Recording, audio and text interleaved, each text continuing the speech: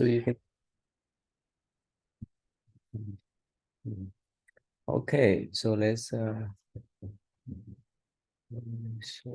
So you stay home and watch the children for him. Are you Yeah. glad you stayed home and watched children? Or was- Probably. Well, I mean, he didn't get to sightsee or do anything fun, so Okay. it would have just been like by myself. lot of work. all the time. But Or wrangling a bunch of teenagers. Right, that's like. so that's nice. Now cashing on some things. We're gonna stay at home more at home, do some time off. Whatever, I'm mowing the lawn this afternoon. You what? I'm mowing the lawn this afternoon. That's- Actually. That's not taking, maybe that's taking a break. I don't know. You're waiting to cancel. Like that, so we- Oh, okay, okay. I used to mow the grass and then she figured out, That it's a break. yeah, she's like, never mind, I want to. Now it's her. Do you have a writing spot? Yeah. Come on, do the yard. A few hours, and just no kids, no husband. That's good. That's a good break for him. It's a big break. I'm allergic to grass, so I couldn't do it. Just to stop by any Chinese or Vietnamese restaurant. We went to Chinatown, and walked around a little bit. We didn't, the closest we got was we ate at a Burmese restaurant. And that was okay. It was pretty good. Not expensive. No, well, I mean, it was still expensive. It was California expensive, which was about 20% higher than here. Yeah, How many kids went with you? We took 5 in our group with us. And how many adults? 22 Oh, total, because okay. we took them, we took their parents, and then our staff all had to go. All had to go. Yeah, because it's our big national conference, so we all had to be there. The high school one or the college one? They're high school kids. High school. They stayed there for a week too. Mhm. Wow, they will enjoy. Enjoy it. Yeah, they had fun. Was it a nice hotel or Yeah, it was Okay. like the Hilton right there. with a pool and stuff? Yeah. That's great. All right, Sam, would you like to read? Can you read? It's so small. I can read it.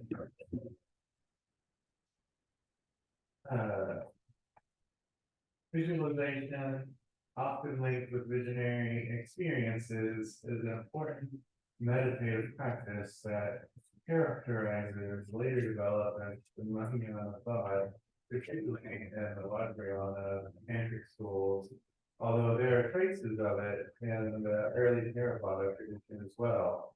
The term visualization refers to the concentrated imagining of a particular sacred image or icon, such as physical form of a Buddha or Bodhisattva, the features of a pure land, or simply a physical object or color.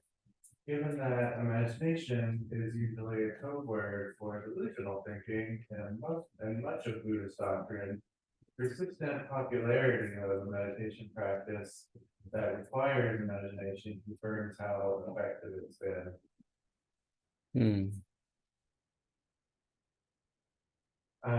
It's just saying, visualizing important images such as like Buddhas and Bodhisattvas and Pure Lands is really common, especially in Vajrayana, but also in Mahayana, a tiny bit in Theravada. And it says that usually in Buddhism, they don't want you to imagine, stuff that's like delusional, but this is considered a good kind of thing to imagine. Be helpful there. Yeah, if you have the artistic skill, right? You would imagine something in your mind. Everyone has different skill. I could not. Yeah. Yeah. So everyone has different skill. That's why Buddhism provide the tools for many people to choose from.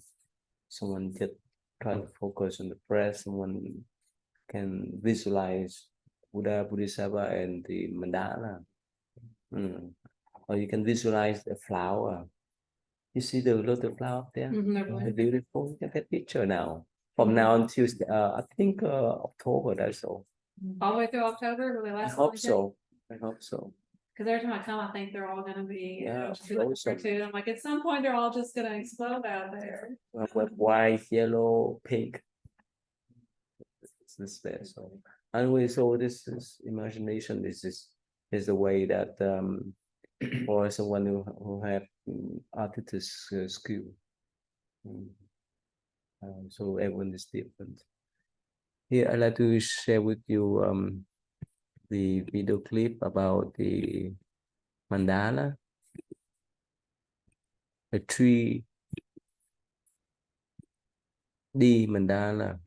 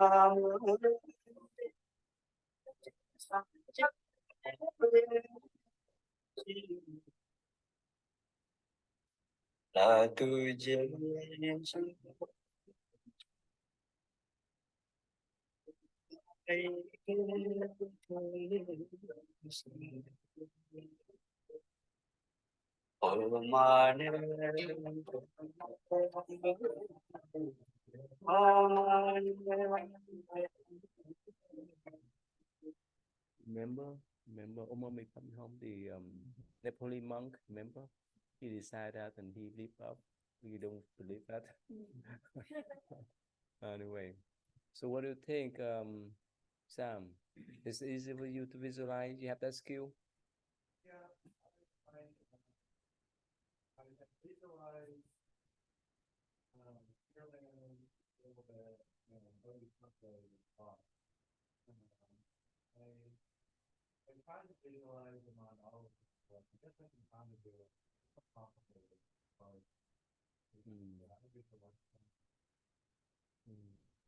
Miss Kirsten, how you have the skill? Which skill? Visualize. Oh, I do. I can visualize very well. Yes. Yeah. So which one you can visualize then? I mean, I can visualize a lot of all kinds of. I mean, I have a very creative imagination. If you guys have figured that out. So, I mean, really, whatever the object is, or he guides me to things. It's helpful. Yeah. How I about mean, you? I've learned enough techniques that if I Mhm. try to hold an image there, I can do it the same way as I would hold my concentration on my breath or hold my concentration on an external object. Because when you so in the brain we have one is for creative, right? For holistic creative, and the other one is for technical one. Yeah. So you tend more creative one. Oh, yeah, I'm much more creative. My technical skills are painful. How about you? Which one do you? So I've never practiced visualization, and it's a new kind of term for me. Mhm. But Tibetan temple, they're all about it. Mm. So I just started hearing more and more about it. Mm. And so when we do prayers and stuff, they'll say, visualize, and I'm like, how? Mm. And they even say, we've just been doing it so long, we don't even know if you say how even start. But I've always just focused on the breath, and that's Mm. But they said just opposite of you, where they can't focus on the breath, it's too difficult. It's easier Yeah. to do. Mhm. Some people can't visualize, like they're, Well, I've never tried really, so I started like there, to look at the Buddha image that's behind, and then, just kind of try to go back to it, and then when I lose it, look again.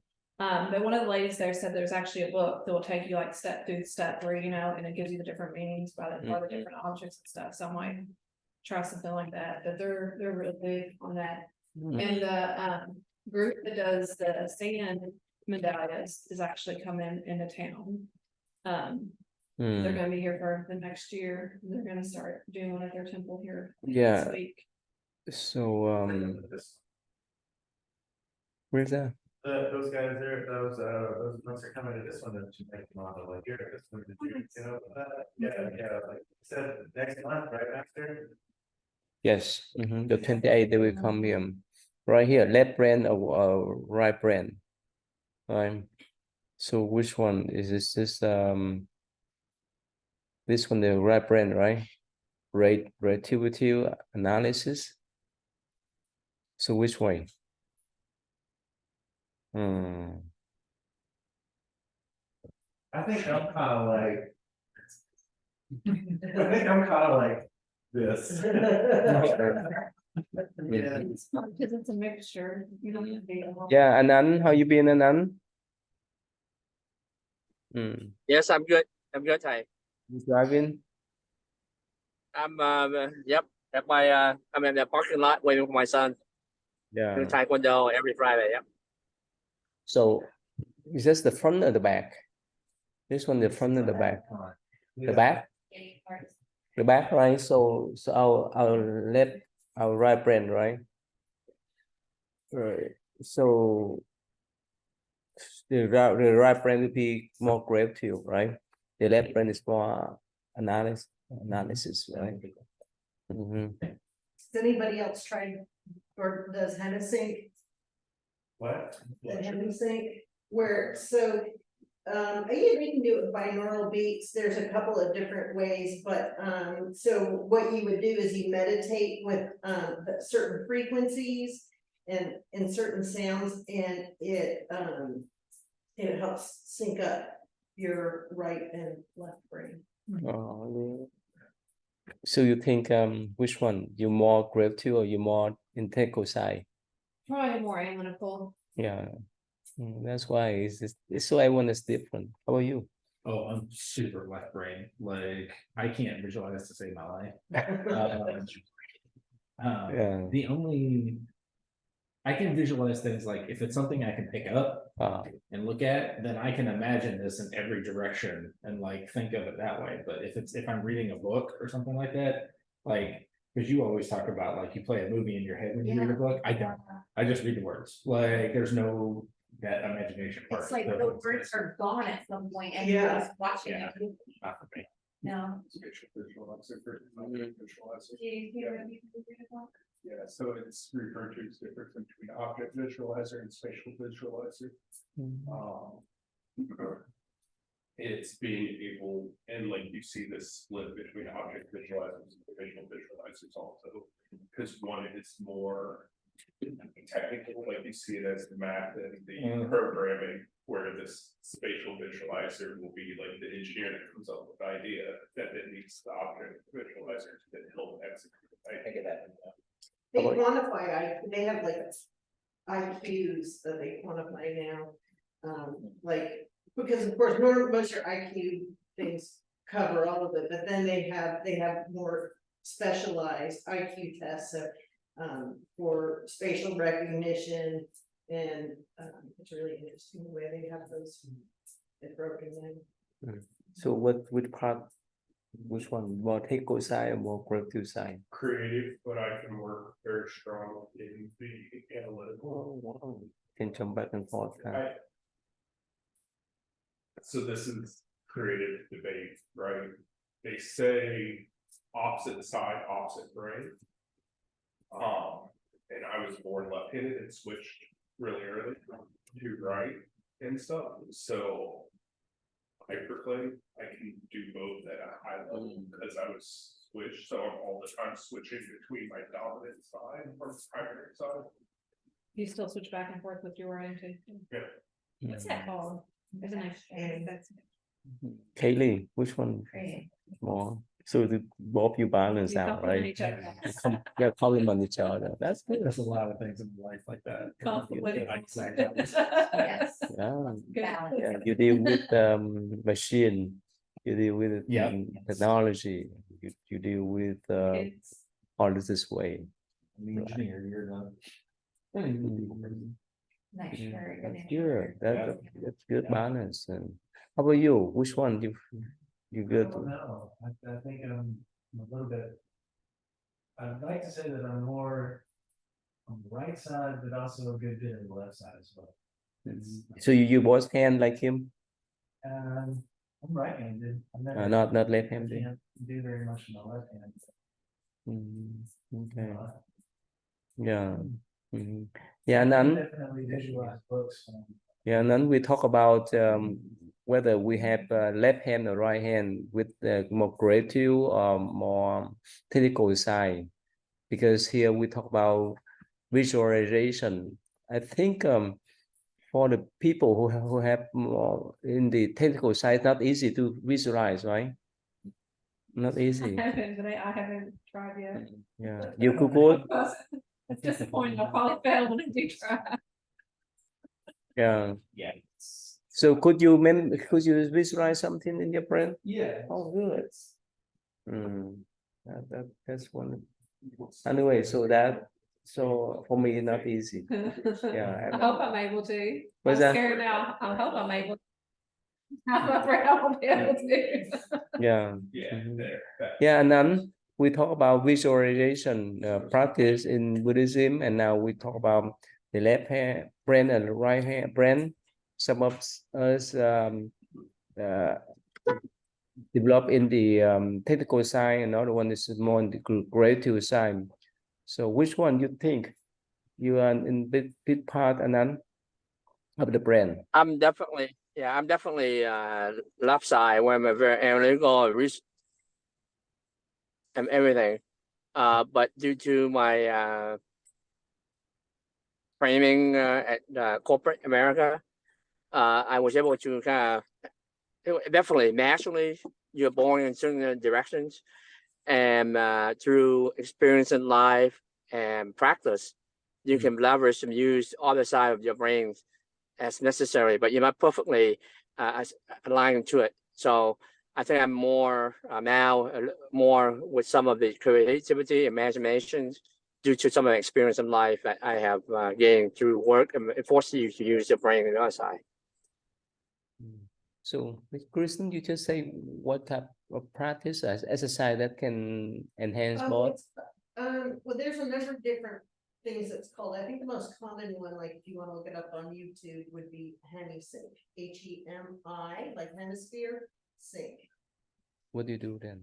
Well, it's you have to put on headphones, Mhm. and then you would just meditate. And I mean, sometimes it depends on who produces it. Sometimes it'll just be like certain noises. Sometimes it's a little bit more spectacular where, you know, the noises move around you, but there's something about the way the sounds pattern that it helps synchronize your left and right side of your mind. What is it when you cross the midline and like you take your left to your right? And then people have. Yeah. Like especially young children have a hard time crossing Like the me? midline. People like you, yeah, like doing exercises where you cross like the top side to, yeah.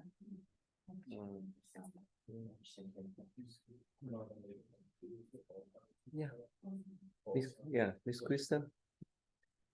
Although principal humans are capable of although in principle, humans are capable of recalling any sensory experience, visual memory has played the largest role in Buddhism in coupling imagination with mindfulness.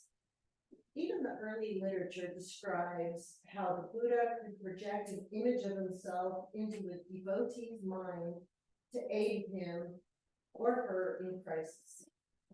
Such events, however, are probably part of the Buddha's arsenal of teaching techniques, in that the practitioner perceives the sudden aspiration passively rather than the result of conscious imagining.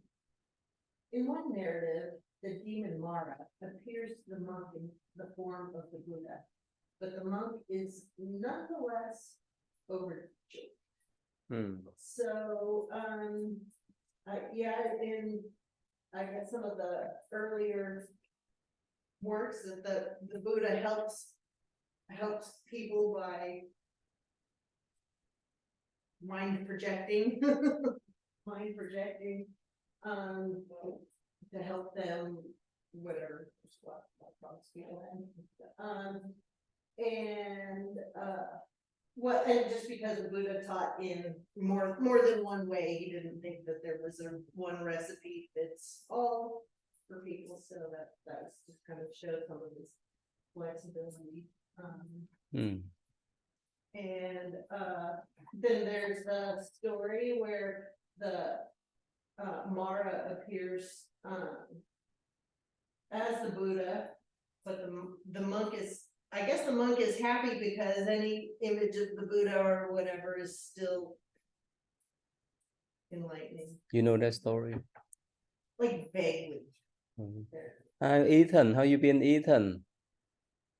Yeah, Tay, I've been good. I had an exam today for physician assistant school, so I'm almost done with my semester, but I'm about to start a new one soon. You did feel good on that test today? I mean, okay. I'll have to see I'll have to see later, so to see how I actually did. Okay, so that how many hours for that test? That I studied? No, for that test. I had an hour and a half. Okay, not too long then. It's Yeah. for this test for the PA school entrance test. No, it was like, I mean, I'm already in PA school now, but it's a test for one of the classes I'm taking right now. Yeah, in this class we talk about visualization. As the PA of future doctor, you have good imagination. I actually would say that, yeah. It helps, or yes, Tay, because it helps, having an imagination helps actually with me studying and remembering information, and so I've been using that to help study. So so sometimes it's easy for you to remember if you visualize or even remember how the professor taught in the class, right? yeah, fine.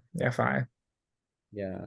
About an when you work in there is in order to plan anything, you may need to visualize or to imagine your project, to meet the goal, right? Yeah, I think I'm very I remember back in my day when I was in college. My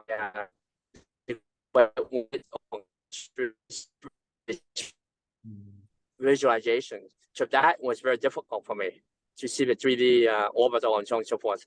So I realized I may not have that skill, but I think later in life, in certain projects, like I'm involved with marketing, sales, and strategy, you start to see more of the 2 + 2 = 4. It becomes 2 + 2 = 25. So I learned to some of those skills. Have to learn.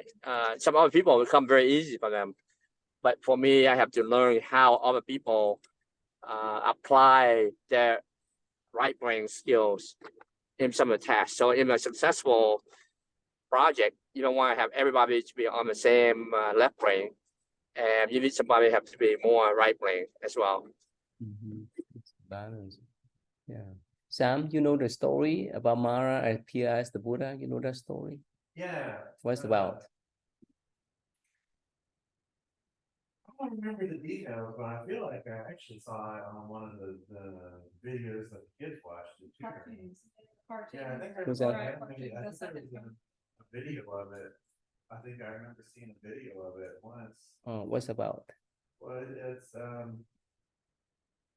Mara's trying to screw around with one of the monks, trying to mess with his head, and he shows up as the Buddha trying to mess with the monk, and the monk knows it's Mara, and he's like, "Oh, but you look like the Buddha right now, and I like the Buddha, so that's fine." That's the part that I remember. Yeah. I don't remember the other details. Only one of you? No, that's not. No. Yeah, okay, you know. So the story is just his name is Upagupta. Yeah, let me type for you. He's very famous one.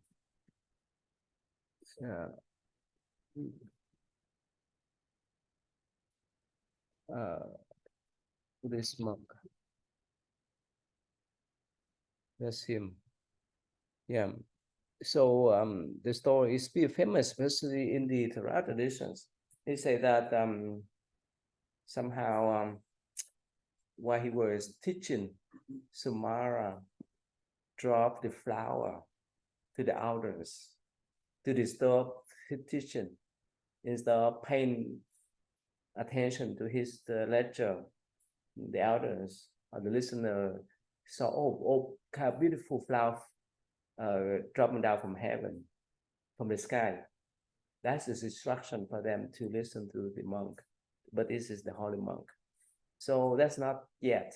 So they drop, later on, Mara drop silver, and later on drop gold coins in that assembly, in that hall. Because it's open air in the past, so people listen to the monk in on the round in the field, so forth. So people can pick up the gold coins instead of paying attention to the monk. So somehow, so this monk say, well, he knew Mara mess up his lecture. So he go, hey, Mara, come up here. I have a flower to give to you. You know, people in the past like give the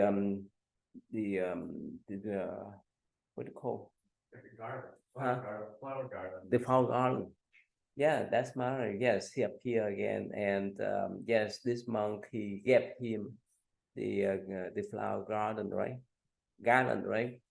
But somehow when he just put that flower garland into the neck of Mara, it become a dead corpse of the body, human body, dead corpse of the animal. Is so stink that Mara flew everywhere to.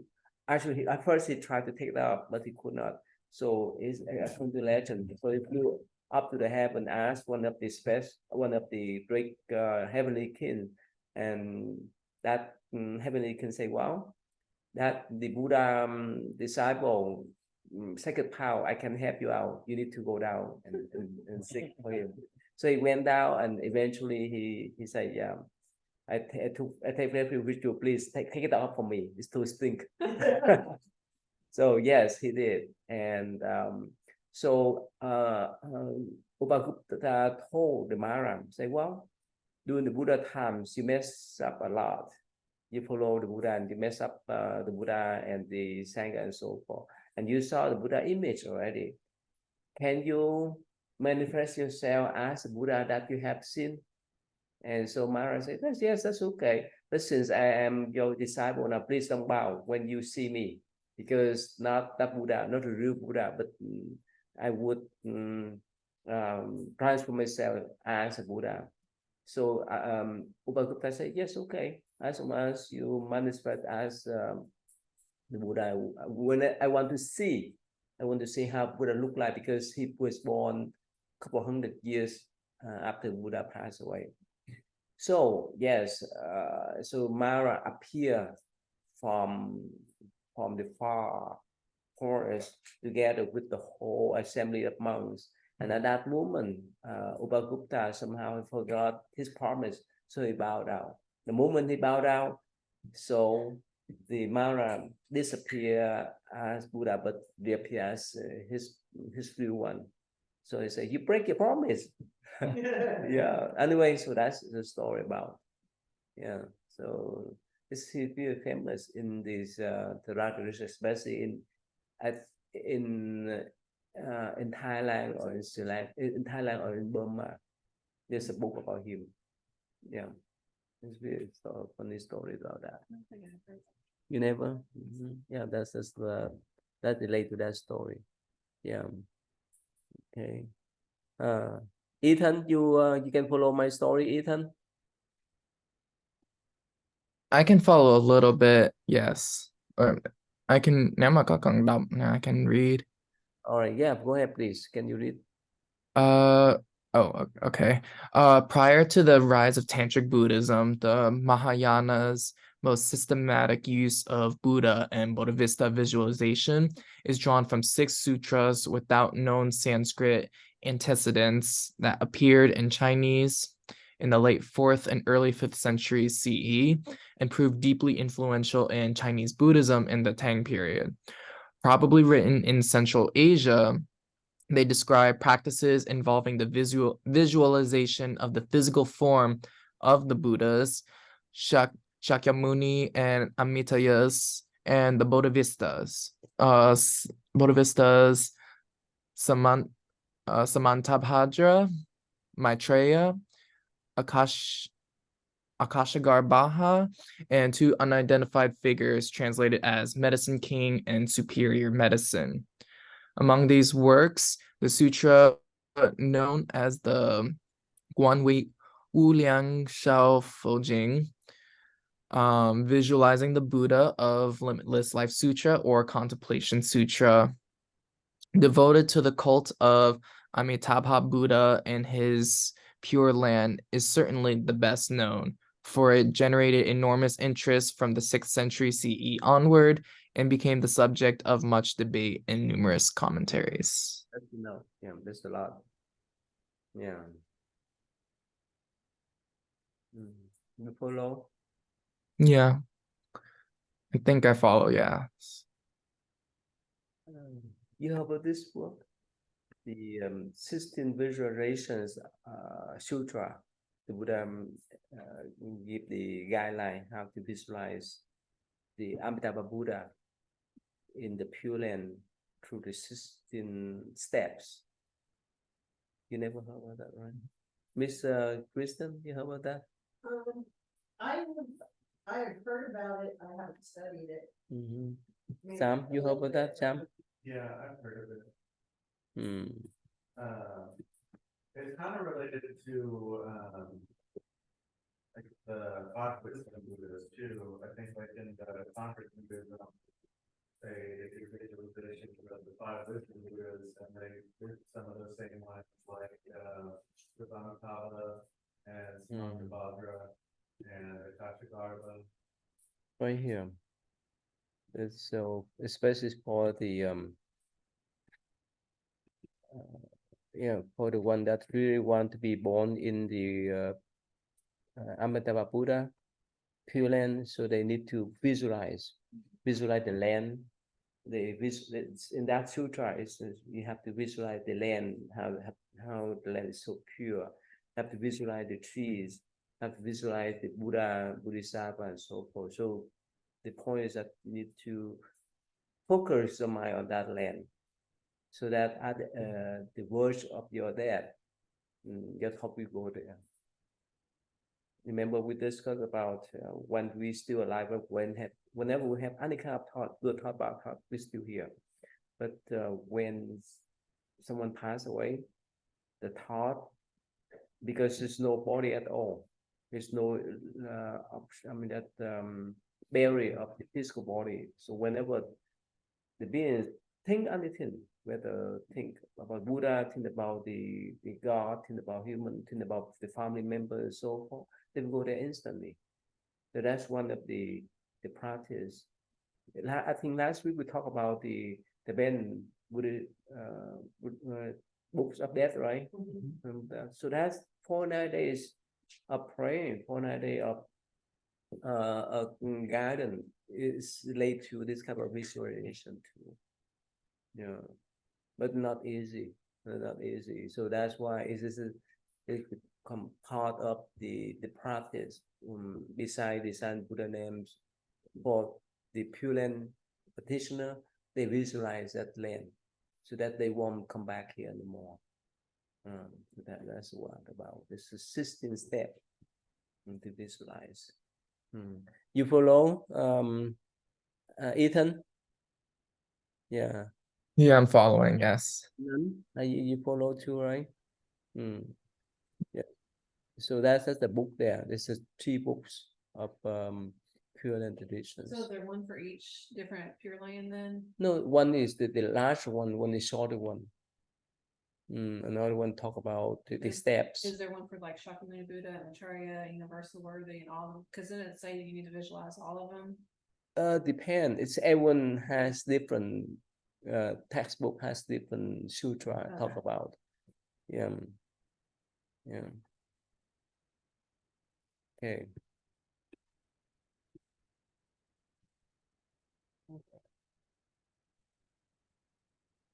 Yes, like this one, visualizing the Buddha limitless life sutra, a contemplation sutra. So according to this sutra, whenever someone were born up there, they born in the lotus flowers. They will not born as human, and there's no gender. Whether male or female, there's no gender, because when your mind pure, it's go beyond the gender. That's the whole idea. And when someone were born over there, they will live forever and eventually become Buddha. That's the ideal one. The Dharma is still there though. That's one of the lands that the Dharma is actually, because most of them, the Dharma is not there. Right? Yes, you could listen to Dharma every day until you understand, until your mind is so pure and become Buddha, and you can go around, fly around, and rescue people. Okay, so Tammy, can you read please this work, right? This work. Oh, sorry, I need to all right, here. Too small, huh?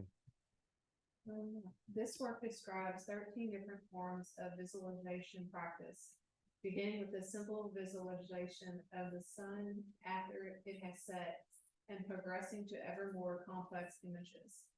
In addition to its promise of eliminating previous karma that has been produced over countless ages and lifetimes, the practice has a significance for personal salvation that is made clear when the object is the Buddha himself. When you perceive a Buddha in your mind, it is your mind that possesses the 32 prominent and 84 secondary marks of a Buddha. Your mind becomes a Buddha, your mind is a Buddha, and the wisdom of the Buddha arises from the mind. It's easy. I mean, it's easy to understand. Yeah, you understand, right? Why is that? Why, when you visualize the Buddha, you are one with the Buddha? Why is that? Because you're bringing the Buddha to you, and you're becoming the Buddha. And the same thing with like the mantras. Whenever I get upset or something, I'll recite the Om Mani Padme Hum, Mahatma Buddha. Just kind of. I never thought of it like, because I don't see the Buddha, but kind of like it just calms you down and it brings you to that more peaceful place. Where if you don't and you're upset, then you're going to be still in that hell that you've created. And so it's you kind of your mind's creating whatever. For the youth or even for the children, they look up to some celebrity, right? They somehow they wear those celebrity clothes, wear those kind of makeup, the similar way that celebrity. So in the same way. So in Buddhism, that's when we visualize the Buddha, we act up, or we conduct ourselves as Buddha. Eventually, we would not do any kind of mundane work anymore. So, Mr. Christie, you know about that? In the especially in the Tibetan tradition, they visualize themselves as Buddha. They visualize themselves as the guru. You heard about that? Well, I know they do a lot of visualization practices, whether it's with the taras or the. Mm-hmm. Yeah, green Tara, white Tara. Yeah, You know about that? I don't know a lot about Tibetan practice, but I do know that they work with a lot of those images, I guess, that came over from like northern India, in the yogic traditions, and then merged with Buddhism. So a lot of those images really aren't from like early Buddhism, but it is from earlier Hinduism that merged with that northern tradition. In your class, or sometimes you teach the student to act like president, to act like teacher, and so forth, right? You have that type of activities for them?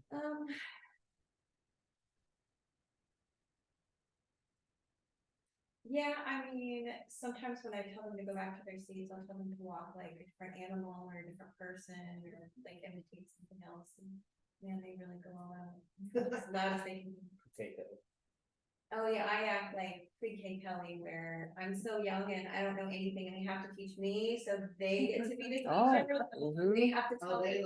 that's good. And then I do. Yeah. Yeah, yeah. So they imitate as a teacher. Yes. Right. So in college, right, for college student or high school and college student, you got to give them some kind of orientation to guide them how to be whoever they want to be in the future, right? To go with their profession, right? How can you guide them? I mean, a lot of it, for our kids is that we actually try to get them in the places with those people. So like the kids that we're dealing with now are going to college. So we take them to the college and we meet their professors, and we meet their deans and all that stuff. So they kind of get to see it ahead of time. But that's the preparation we do with them. They don't do a lot more than that. With preparation for them, huh? My son's class did this. He was in first grade last year and they did Naughty the Wax Museum. So they all got to pick somebody that they liked and they did a bunch of research and they dressed up like them and they had a little speech. So you go up and you push their button and they would do their speech. So but they gotta do, that's what they did. They did a lot of research. They figured out what they wanted to wear and what they wanted to say to report on. Yeah, Ethan, have you done any kind of surgery on the dead corpse on your practice yet? Well, we do have cadavers where, yes, it is somebody who has passed away and they gave their body for us to look into. So we did do like dissections. So yes, we do that. Scary for you, or you enjoy that? I mean, other than the fact that it stinks, I actually do enjoy it. Oh, they don't put much chemical to reduce the smell. Oh, they do. They do use chemicals, but it's still, the smell is still strong. But I do enjoy learning with dissections. Oh, That's what we did with my dad, is we did to the medical school so that kids could learn.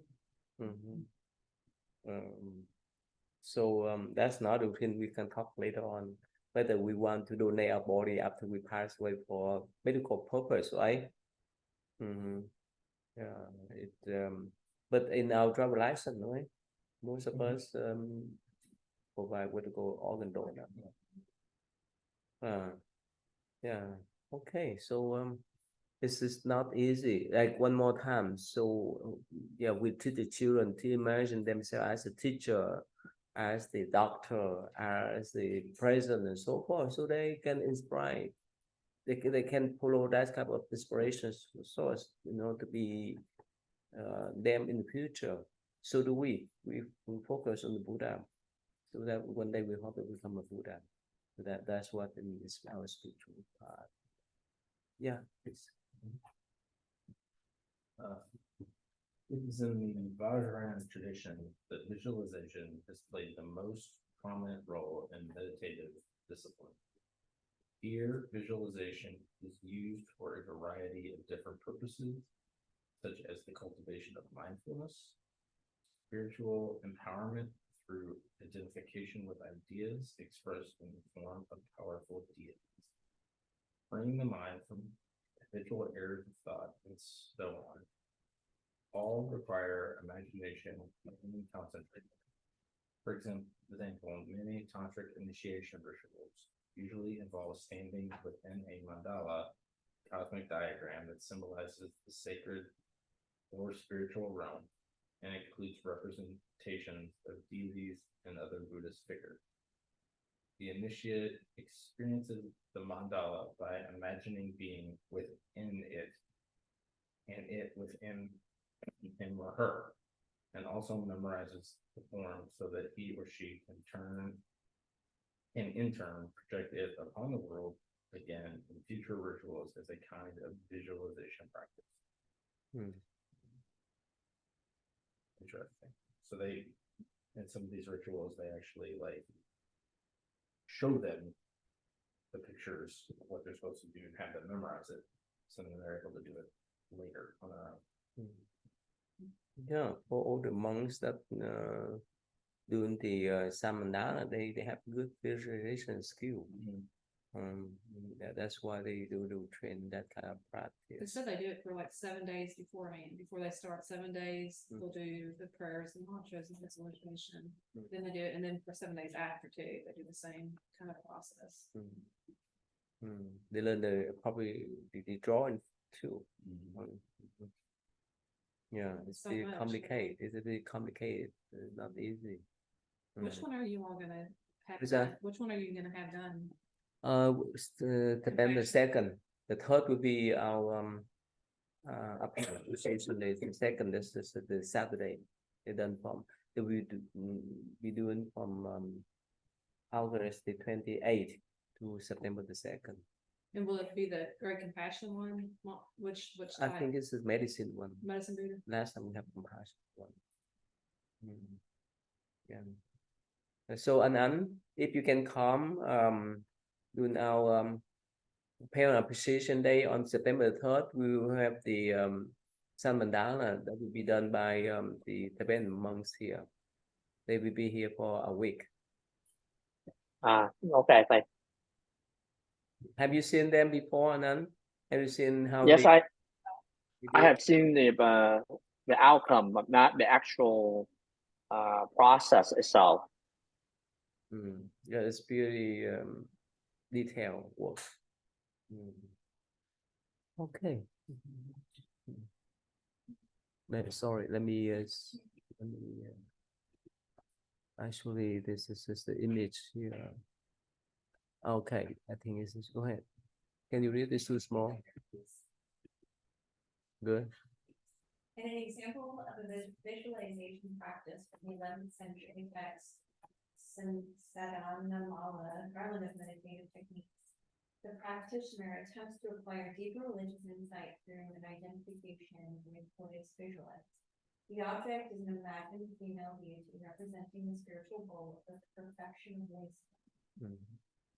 Yeah. You heard about the white Tara, green Tara? Yeah. Yeah, in the Buddhist tradition,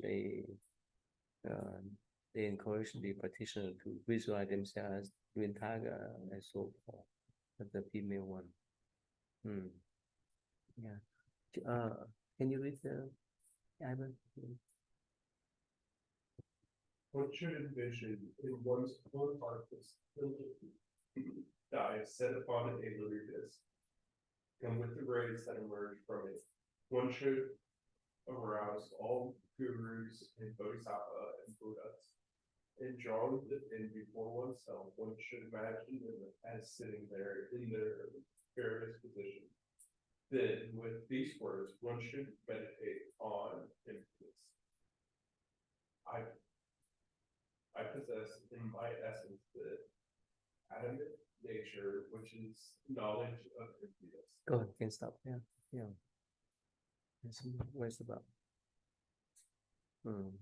This idea of setting the scene and then bringing a change or a purpose to that visualization or scene.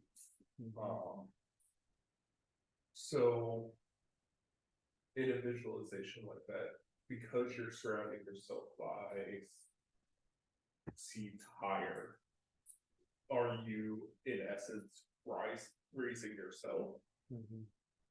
through the mantras and through the visualization?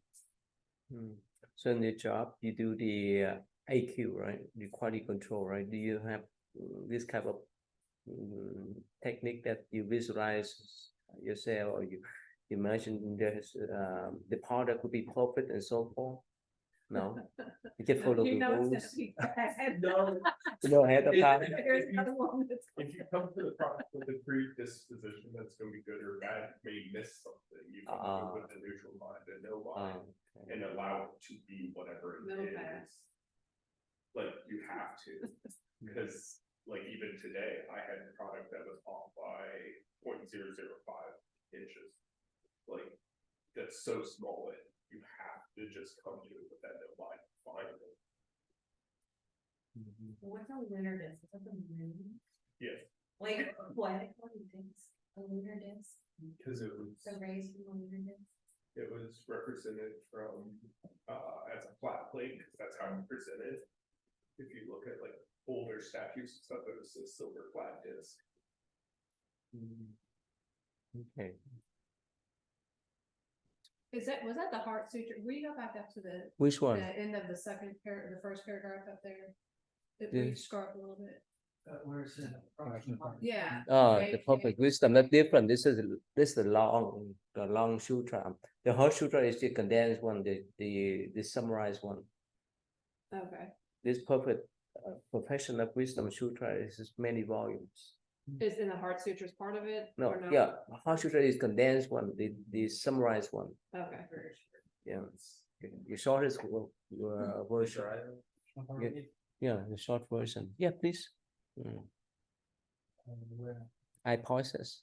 I possess in my essence the adamantine nature, which is knowledge of emptiness. Next, one should imagine the stem syllable on a lunar disc transformed into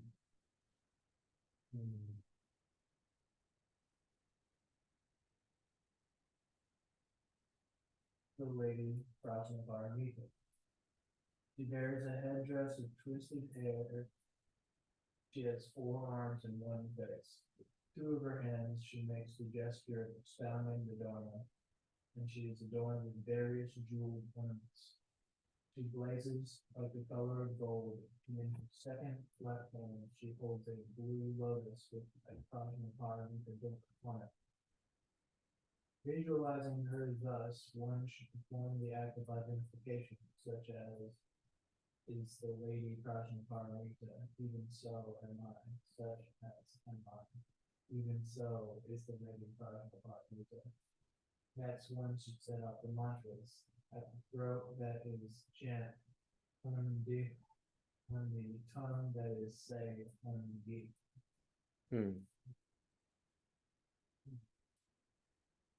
We have the 1,000 hand, 1,000 eyes statue. That's most of the visitor couldn't understand, right? When you first saw it, what would you think? What's your first impression when you first saw it? When I first saw it, it's strange looking. I mean, it's weird. Like a lot of the images are, you haven't seen them before, but especially that one, because you just can't comprehend what it is until, someone explains it to you. How about you? When you first saw, what was your first impression? About the same series. Strength, you feel strength. It reminds me of like being a mother where you have like a million hands and a million eyes in all directions doing all the things. That one's your teacher. Yeah, that's the idea. That's the idea. Yeah, we have only 2 hands to hold 2 items. A Bodhisattva has 1,000 hands. It's not from 1 to 1,000, but it's just the symbolic ways of expression. That she has many ways to have people. 1,000 eyes as he look over all kind of sensation beings to have out. Yeah, so this one is just part of visualization. The lady of Paramita, actually this is part that's been wisdom, Paramita that's been profession. That's what about. Is it about a Santa? Yeah, this is get the names. This is the name, and relate to the chanting there, the mantra there. And then what is, like she was asking, the lunar disc, I've heard it called the moon, that they're sitting on the moon disc. Is that all the Buddhas? What I is know they're that? sitting on a lotus flower, but they sit on a lunar disc or a moon disc. What's that represent? In the moon. Yeah, they sit on it. Is that Oh, okay. what is? That's just most of the time the compassionate Bodhisattva. They can make it. They can put herb statue inside that moon disc and send. Yeah. Because I heard there was one that's on a sun disc. Somebody was asking. A sun today. disc? Yeah, they're like, why is Yeah. that one on the sun disc, but the other one on moon disc? Is there no meaning? Oh behind yeah, it? So there's all kind of, yeah. That's just related to you, right? That moon, the moon goddess and the sun goddess in one of the sutra I mentioned for that. There's all kind of names in the Mahayana traditions, but not in Theravada one. Yeah. So anyway, that's part of visualization, and who are good with productivity in this brand can use that. They can visualize themselves. But for the technical one, it's not easy, right? Okay, so let's just stop today then. And tomorrow you can come anytime and sit together. So we keep this routine practice, unless we have some special event. Otherwise, we keep this kind of practice every week. All right, so thank you.